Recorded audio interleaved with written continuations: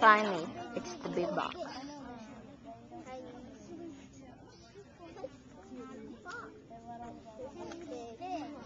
It's a one-winged bird.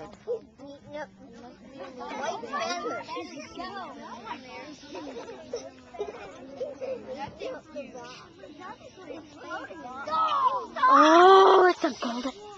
Stay nice and quiet for me, please, guys. All right, let's see who can guess. Raise your hand. What's your guesses? What do you think?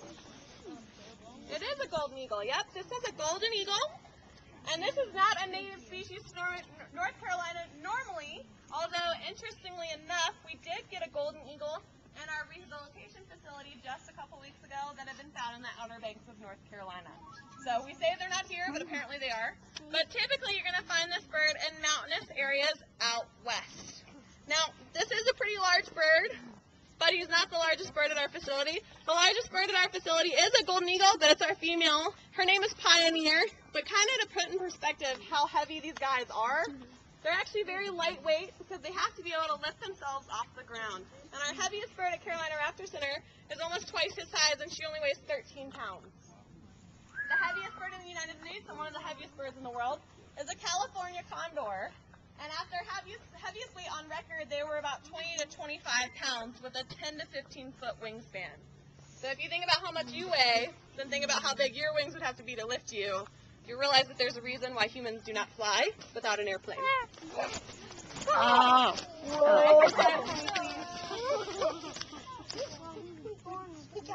He's upside down.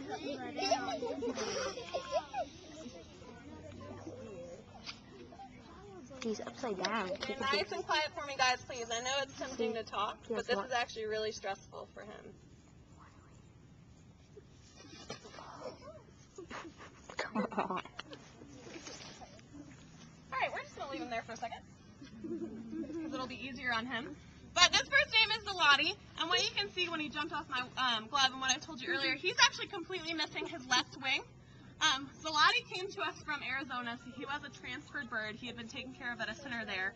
But he was actually found with his wing already gone when he was out in the wild. His wing had been shot off by a high-powered rifle. So we do get a lot of birds with injuries due to gunshot wounds. We'll find birds with pellets still in their wings.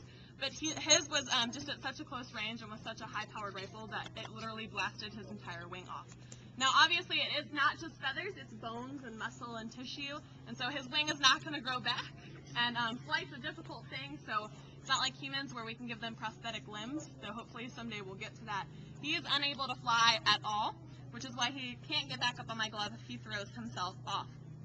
Now, golden eagles are probably, in my opinion, one of the coolest species of raptor out there, and that's because most raptors will only take down something about half as much as they can weigh, and they can only carry off something about a quarter of what they weigh. So that great horned owl only weighed about 4 pounds at maximum, so she could only catch something about 2 pounds, and that's about all she could carry off. This bird weighs about 6.5 pounds, but golden eagles have been known to take down something as large as a sheep or a small deer. And these guys nest on cliffs, and there have actually been sheep and deer bones found at the very, very tops of the mountains in their nests, and we have no idea how they're getting them there. So it's entirely possible that they're lifting up entire deer and entire sheep and carrying them up the mountain. So they're very powerful birds, and for such a large bird, they're also very fast. They kind of rival the peregrine falcon for the fastest bird, because these guys have also been clocked at speeds of about 200 miles an hour. Now, they're called golden eagles because even though their body is almost completely brown, when he turns his head, you can see that the back of his neck is actually covered in golden feathers. And so it gives them this crown almost, and that's where they get the name golden eagle.